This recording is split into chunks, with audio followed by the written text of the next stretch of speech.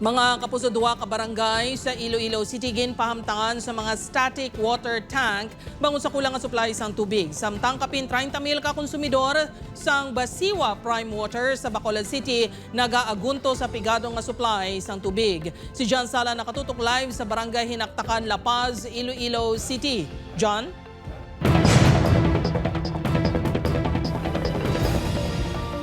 Jert, subong nga tuban kainit ang tiyempo, importante ang bastante nga supply sang tubig. Apang dili sa Iloilo City may mga barangay nga kung hindi gani ginakulang ang supply, wala gid sang supply sang matinlo nga tubig.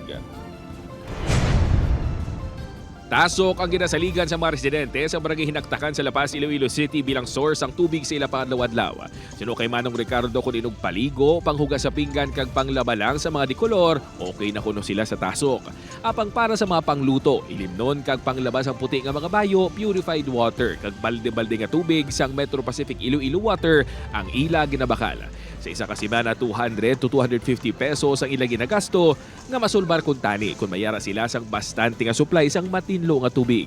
Dako gid sir nga mga bulig sa monde. Kiti siyempre hindi na kami magpangabudlay nga magkuha pa sa iban nga barangay. Mayo na tani nga magsige-sige gid tani nga may forever bla. Parang hindi na kami magproblema. Nabta sa news team nga nagapanglabas si Manang Mary Grace sa kumon nga tasok sa ila zona. Problema man sini ang kakulang sang supply sang tubig. Kani kung may ara kami din nga nawasag kay pulala dali hindi man magamit sa puti ilanan pa magbakal sa nawasa. Ang barangay Hinaktakan kag Kalaparan sa Arevalong duwa sa may pinaka-kritikal nga sitwasyon sang supply nga tubig sa syudad sang Iloilo. Bilang bulig duwa ka static water tank sa gipahamtang sang LGU. Adlaw-adlaw may 4,000 liters ang tubig nga i-deliver diri sang duha ka mga bulk water suppliers sang syudad.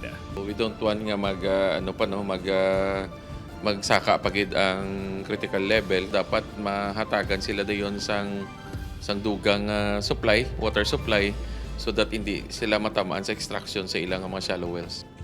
Sa Bacolod City ginabanta iyara sa 30,000 ka mga konsumidor ang nagaagunto sa pigado nga supply sang tubig. Sa mga 120 peso na non-produce or repanis ng concessionaires.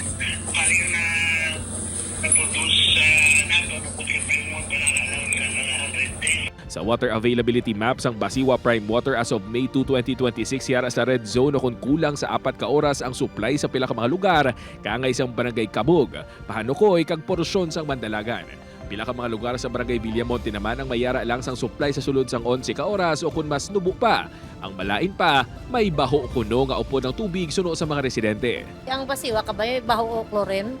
Siyempre ka rin nag-uok kaya hindi man sang emosyan bala. Hindi kami sarang magbakal sang refill bala nga tubig. Kung maalangan kami, kainom ko yung daan Basiwa. May time man kung isa doga po, to'y man dyan ko Nagpasalig ang Basiwa ginatingwaan kilayon makayo ang mga leak sa mga koneksyon nga kausa man sang pigado nga supply.